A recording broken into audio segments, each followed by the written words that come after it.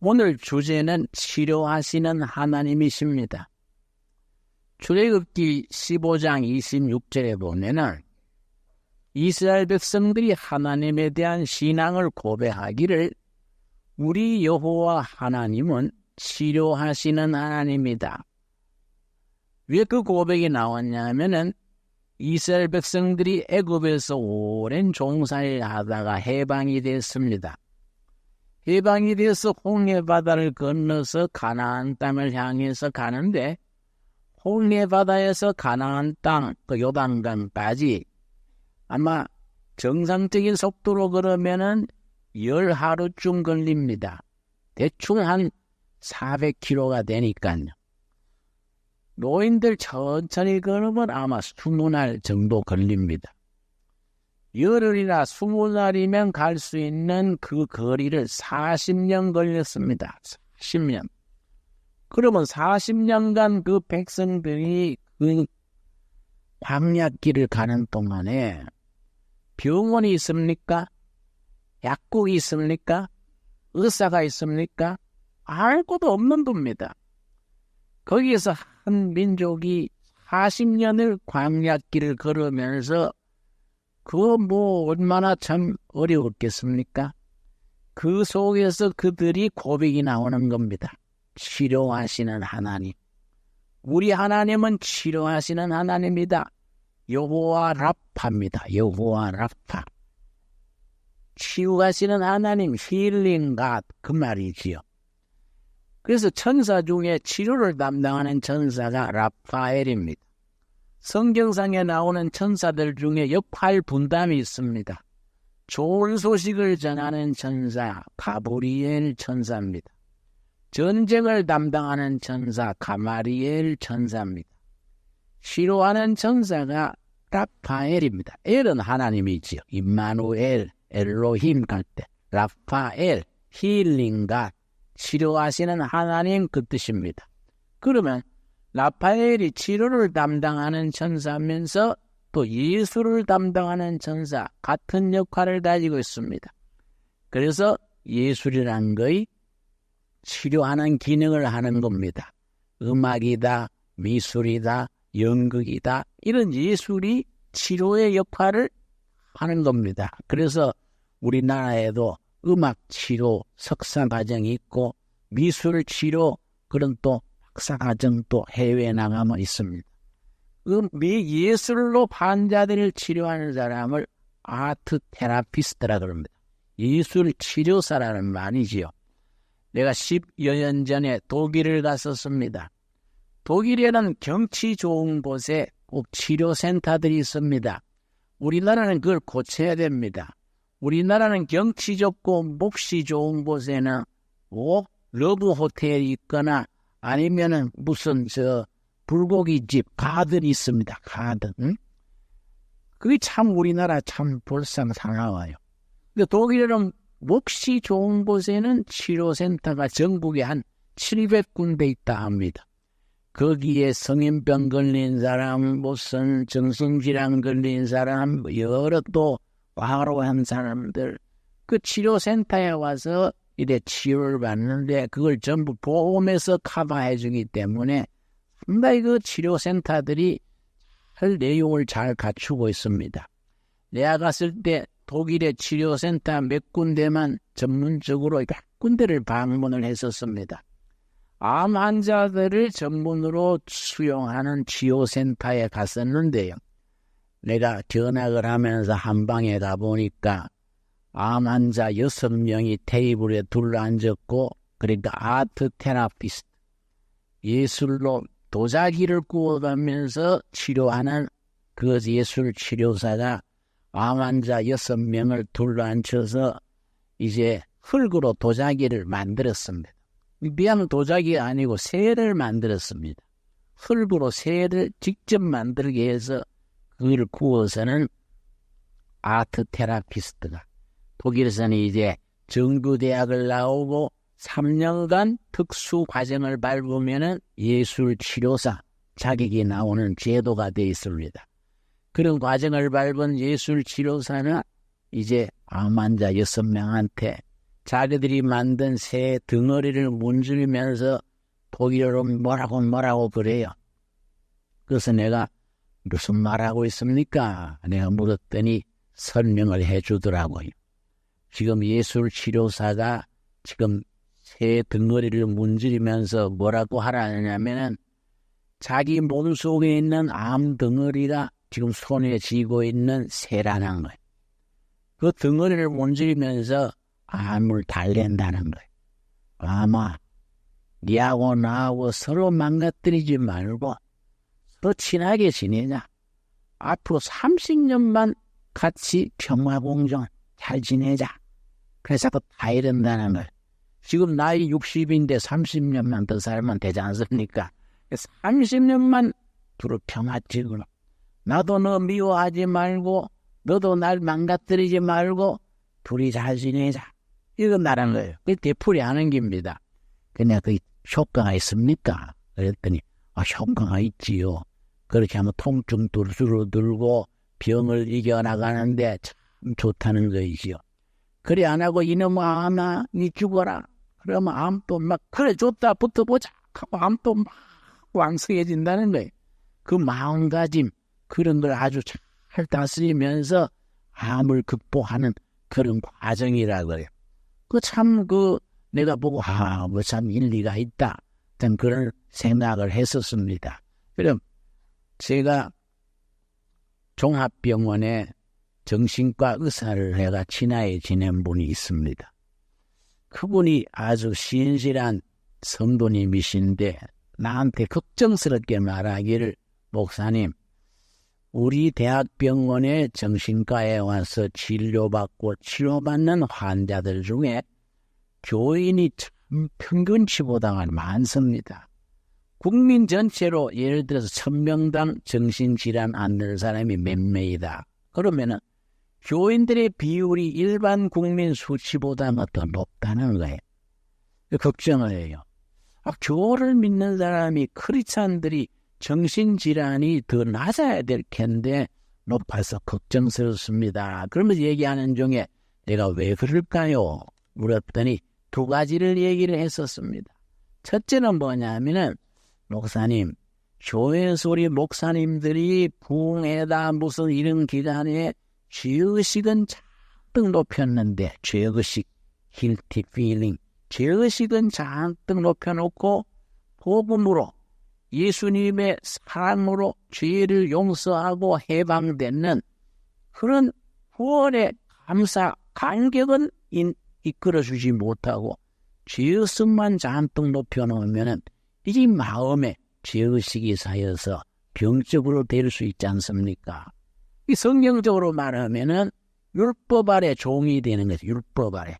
복음으로 해방되고 구원받고 감사와 감격 속에서 이게 카타르시스가 되고 죄 씻음 받은 감격을 가지고 세상에서 용감하게 살 수 있도록 해야 되는데 그 과정을 잘 밟지 못하고 죄의식만 잔뜩 가지고 있다 보면은 문제가 생기지 않겠습니까? 그래요. 내가 한 청년이 나한테 교회 열심히 다녀야지 그랬더니 목사님 교회는 60, 70 돼가지고 힘 빠진 뒤에 다녀야지 젊을 때는 못 다니겠어요. 그래서 왜 그래? 젊을 때부터 다녀야지 그랬더니 전신반시 하지 말라는 기고 뭐 술 먹지 마라, 담배 피우지 마라, 연애하지 마라. 연애하지 마라는 없어. 왜 그래? 연애는 열심히 해야지 그랬더니 교회가 좀 하지 말라는 거잖아요. 그러니까 젊을 때는 안 다니다가 70대 가지고 그때 힘 빠진 뒤에 다녀야겠어. 그래서 같이 웃으면서 자네 그 까꾸로 생각하는구나. 젊은 날부터 신앙생활을 해야 되지. 내가 그런 얘기 서로 나누었는데요. 이 율법 아래에 묶어놓고 죄 씻음 받은 감격과 감사, 치유 이 감격이 바로 대체하지 못하면은 우리 오히려 정신위생에 빠지는 경우가 있겠지요. 두 번째 뭔 얘기를 했냐면은 교회에서 체험을 하고 은사를 받고 방언을 하고 그렇게 은혜를 받았는데 그 다음에 은사 받고 방언하고 영분별하고 그런 은혜를 받은 뒤에 말씀 안에서 성령 안에서 성장을 해야 하는데 성장하는 과정이 없이 은사에 머물러 있다 보면은 정신적인, 정서적인 균형이 깨지는 경우들이 많다는 겁니다. 내 신학교 동기 중에 어떤 분이 있느냐 하면은 중학교 때 산상 집회 가가지고 방언 은사를 받고 9가지 은사를 받았습니다. 그 뒤로 막 교회에서 살고 산기도 가고 금식하고 막 시험치기 전날도 밤새 기도하고 밤새 방언기도 하고 아주 그래서 신학교까지 왔습니다. 근데 뭐이 문제가 됐냐면 인간관계를 잘 맺지 못해요. 자꾸 사람들한테 상처를 주는 겁니다. 자기 상처받고 상처 주고 사람과의 관계를 잘 맺지 못해요. 그래서 목회하는데 아주 지장이 많아서 내가 그랬습니다. 나한테 김영, 나 이거 왜 이럴까요? 은혜도 받고 체험도 있고 9가지 은사를 중학교 때부터 다 받았는데 왜 이래 목회가 안 되고 목회가 힘들어요. 그래서 내가 천천히 얘기하는 중에 중학교 때 은사 받고 방문하고 참 좋았는데 말씀으로 은혜로 영적인 성숙돼가지를 못해서 정서적으로 요즘 말로 EQ가 망가진 거지요. 인격인 성숙이 망가졌지 않겠습니까? 그걸 회복할 수 있습니다. 서로 얘기 나누는 적이 있습니다. 내가 아는 권사님이요. 딸이 중학교 2학년인데 투식은사를 받았다고 나한테 자랑을 했습니다. 목사님, 제가요 어느 기도원에 딸 데리고 갔었는데 얘가 기도하는 중에 투식은사를 받았습니다. 깜짝 놀랐습니다. 권사님, 그거 조심해야겠는데요. 그거 좋은 것만은 아닙니다. 그랬더니 목사님 왜 그래요? 다른 사람 다 축하한다고 칭찬하는데요.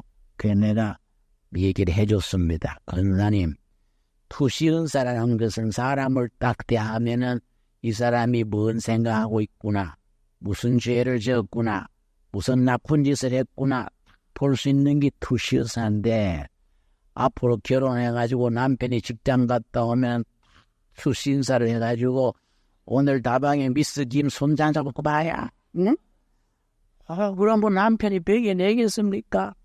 나도 목사지만은 따님 앞에 나가면 겁나겠는데, 김 목사 사건 녹자고만 욕할까봐 겁나는데, 내가 어떻게 그리 앞으로 인간관계 결혼 생활에 되겠습니까? 그랬더니 권사님이 알아채린 거야. 그러네요. 그런 점은 내가 처음 듣네요. 그럼 어떻게 하면 될까요? 그래서 구신사도 감사하지만 그걸 넘어서서 사랑의 은사, 용서의 은사, 말씀 전하는 은사가 자꾸 높아질 수 있도록 영적으로 지도해야지요. 내가 그렇게 얘기를 나눈 적이 있습니다. 그 대단히 현실적인 문제입니다, 여러분.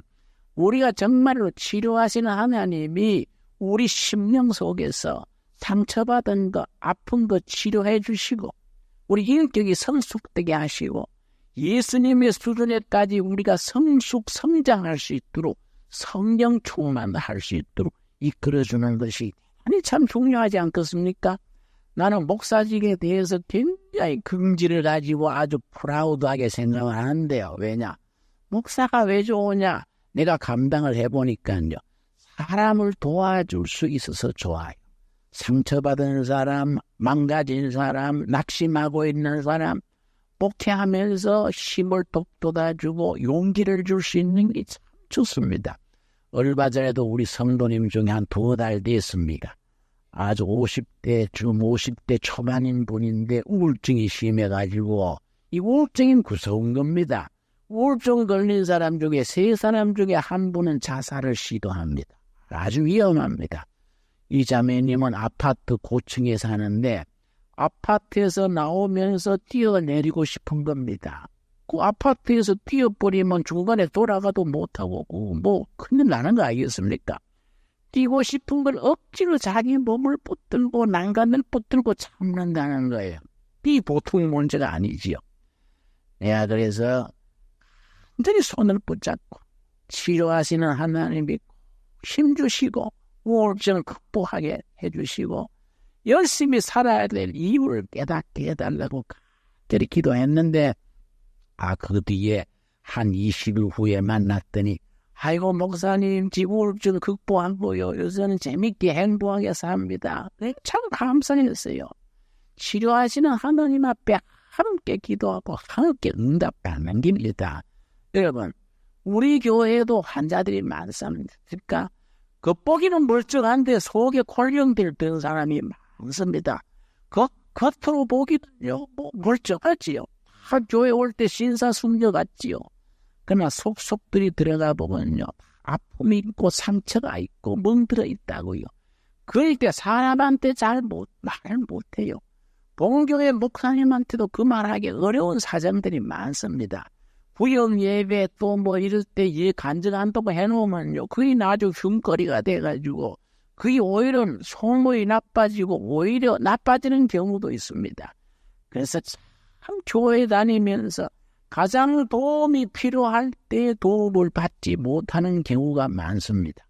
좋은 뜻으로 얘기했는데 오히려 상처가 돼서 들어오는 경우가 많습니다. 우리가 하나님 앞에 직고해지요. 치료하시는 하나님의 은혜에 우리가 매달려야지. 여러분 구약 시대에는요 아까 말씀드린 출애굽기 15장 26절에서는 치료하시는 하나님이라고 그들이 고백을 했는데 구약시대 출애굽 때로부터 예수님 때까지는 의사란 직이 따로 없었습니다. 레위 지파에 속한 제사장이 제사도 드리고 치료도 하고 제사장이 두 가지를 겸해 있었던 겁니다. 예수님 당대까지. 그래서 예수님이 문둥병자를 고치신 뒤에 뭐라 그랬습니까? 제사장한테 가서 보여라. 네가 병이 나은 것을 확인해라. 그랬지요? 요즘 말하면은 병원에 가서 건강진단서를 떼라. 검진받아서 증명받아라. 이걸 제사장한테 가서 보여라. 이렇게 말한 거이지요. 근데 현대의학에 오면서 제사장 한 사람 속에 있던 의사직과 목사직이 갈라져 버린 거이지요. 문제가 뭐이냐? 의사는 신앙을 모르고 목사는 의학을 모르는 겁니다. 50점씩 붙들고 해나가니까 이게 잘 안 맞아 들어가는 거지요. 그래서 정말 병이 치료되려면은 환자 자신과 의사와 영적 지도자가 삼박자로 같이 힘을 모아가지고 해야 되겠는데 그래서 크리스천 닥터가 대단히 중요한 거이지요. 신앙을 가진 의사님이 치료할 때마다 마음속으로라도 치료하시는 하나님이 내 의술을 통해서 이 환자를 붙들어 주십시오. 기도하고 치료하는 것이 얼마나 소중합니까? 예수님이 이 땅에 계실 때 사역하는 예수님의 3대 사역 마태복음 9장 35절이지요. 뭐라고 되어 있습니까? 예수님이 마을과 도시를 다니면서 가르치시고 교육 목회지요.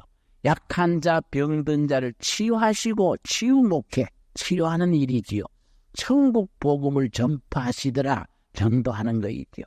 그래서 교회가 있는 곳에는 항상 세 가지 사역이 같이 들어가는 겁니다.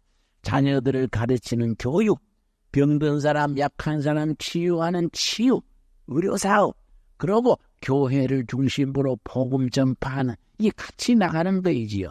여러분, 우리 오늘 읽은 본문 말씀, 말라기 4장 2절 말씀 같이 찾겠습니다. 말라기 4장 2절 말씀에 아주 귀중한 말씀입니다. 여러분, 우리 하나님께서 우리가 부르짖어서 응답하시려고 우리가 부르짖기를 기다리는 거이지요. 정말 우리 심령 속에 치유의 역사가 일어날 수 있도록 우리가 부르짖는 것을 하나님이 기다린다고 볼 수 있겠습니다. 성경의 구조가 그렇습니다. 성경 전체를 두 문장으로 줄일 수 있다. 첫째는 병 중에서, 답답한 중에서, 가약합한 중에서 하늘을 향해서 부르짖었다. 첫 번째 문장이요. 두 번째, 하늘의 하나님이 응답하셔서 치유하셨다. 이 성경 전체를 두 문장으로 줄일 수 있다는 겁니다. 4장 2절입니다. 4장 2절 말씀. 말라기 4장 2절. 우리 한번 같이 읽겠습니다. 내 이름을 경외하는 너희에게는 공의로운 해가 떠올라서 치료하는 광선을 비추리니 너희가 나가서 외양간에서 나온 송아지같이 뛰리라. 하나님을 높이고 경외하고 부르짖는 사람에게 하늘로부터 뭐이 비춰진다고요? 치료하는 광선입니다. 치료하는 광선. 병원에 엑스레이가 있지요. 또 무슨 여러 가지 요즘은 뭐 의학 장비가 많이 발전해서 조사를 하지 않습니까? 하늘로부터 치료하는 광선입니다. 힐링 레이, 치료하는 광선이 발해진다는 겁니다. 내가 독일의 그 암 환자 치유센터에 방문했을 때 그걸 봤습니다. 열치료기인데 열치료기. 내가 설명을 들으니까 암균이 열에 약하대요. 강력한 열을 받으면 암균이 다른 세포보다 먼저 죽는답니다. 암은 열에 약하다. 그래가지고 그 치유원에 무슨 기기가 있느냐 하면 우리나라에 무슨 MRI 기계 같은 그런 게 환자가 들어가는 겁니다. 들어가가지고는 열을 차츰 높이는 거예요. 나중에 하루 일반 체온보다 뜨겁게 해주면은 암을 10을 줄이는데 그야 치료가 된다는 겁니다. 일반 사람도 한번 해볼 수 있다. 그래서 나도 해봤지요. 내가 들어가가지고 암이 있는 건 아니지만은 내가 한번 실습으로 누워서 해봤는데 나중 몸에 땀이 나고 막 뜨겁게 그렇게 하더라고요.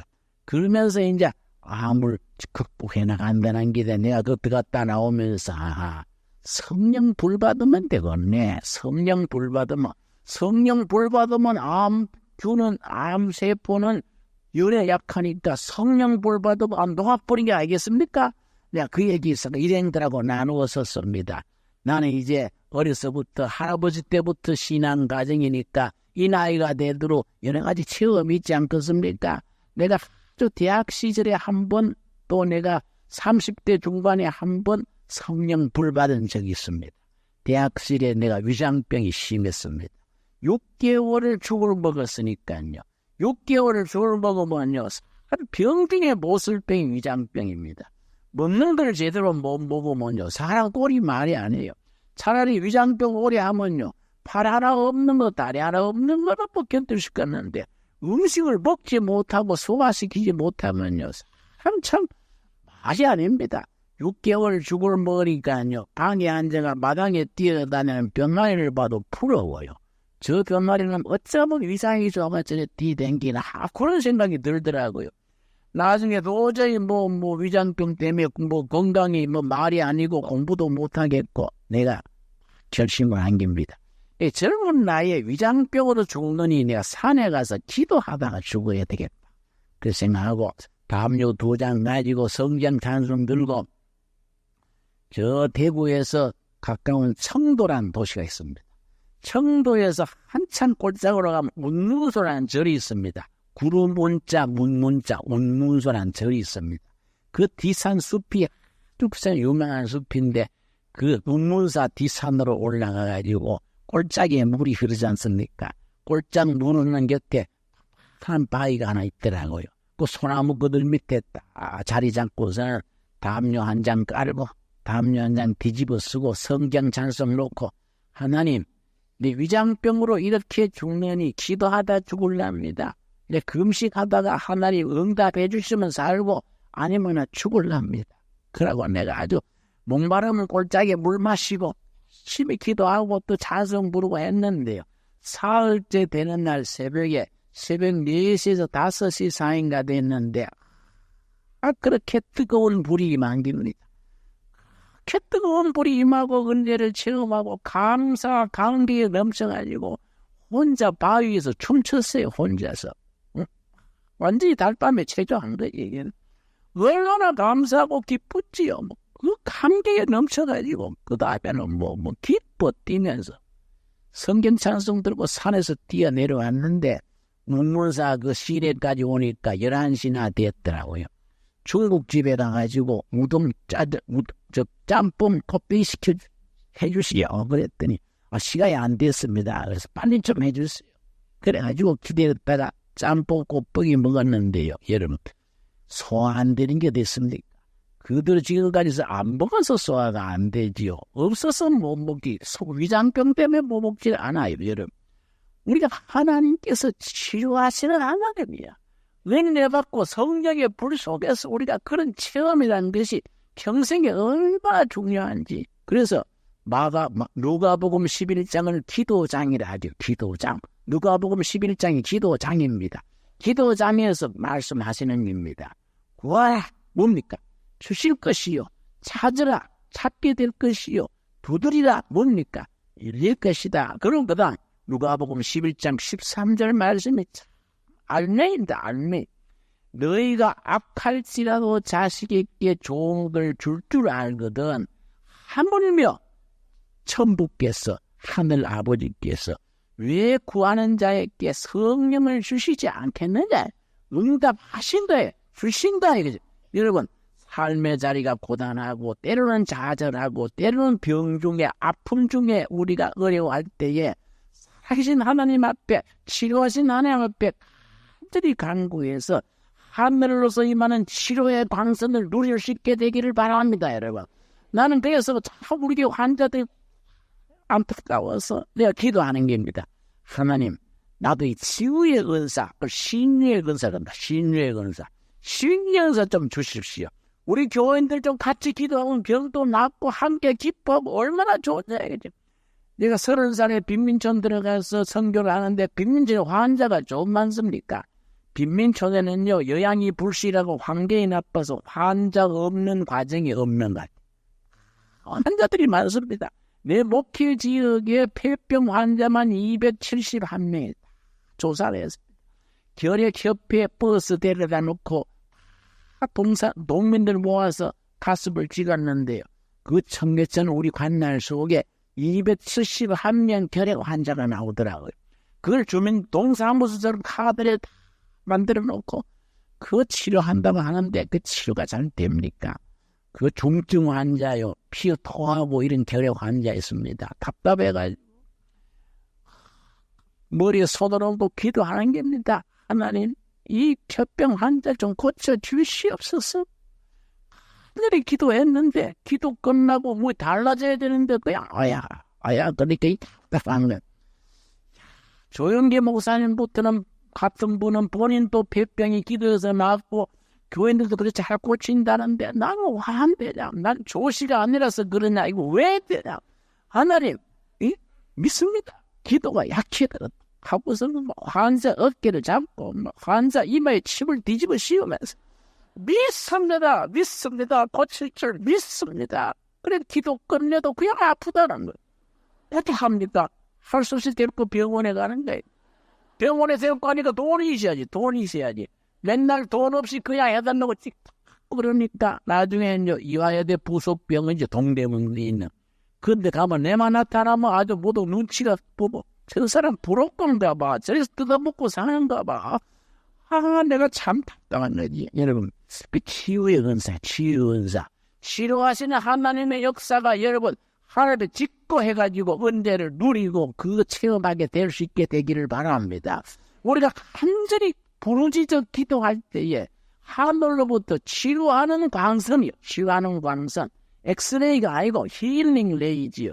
여러분, 독일에서 150년 전에 브루마르트라는 목사가 있습니다. 브루마르트. 독일 교회가 병들고 약해졌을 때 독일 교회에 불을 붙인 목사님이 브루마르트 목사입니다. 이 어른이요, 아들 브루마르트, 아버지 브루마르트 두 사람이 2대에 걸쳐서 독일 교회를 부흥시켰는데, 그래서 브루마르트 부자 얘기가 유명합니다. 한국에도 그 책이 나와 있습니다. 한글로. 브루마르트 부자, 하나님 나라의 증인, 이런 책이 있습니다. 이 책을 읽으면서 은혜 받은 것이 브루마르트, 아버지 브루마르트가 휘빙겐 대학, 유명한 명문신학대학입니다. 나와가지고서는 시골에 목회를 갔습니다. 자기 목회 교인 중에 23살 먹은 아가씨가 이상한 병인 거야. 밤중에 소리 지르고 거품 뿜고 막 그러는데 의사가 진찰해도 모르고 있고 정신과에 가서 진찰해도 모르고 있고 이런 특이한 증상이라 청년 브루마르트 목사가요 답답해가지고 2년 동안 매일 갔습니다. 매일 가가지고서는요 들고 두 가지. 찬송 한번 부르고 기도하는 거예요. 2년 동안 하루도 빠지지 않고 찬송 부르고 기도하고 손잡고 기도하고 이 2년을 계속했는데 2년 되던 날 1843년 12월 성탄절 지냈는 그 다음 날이요.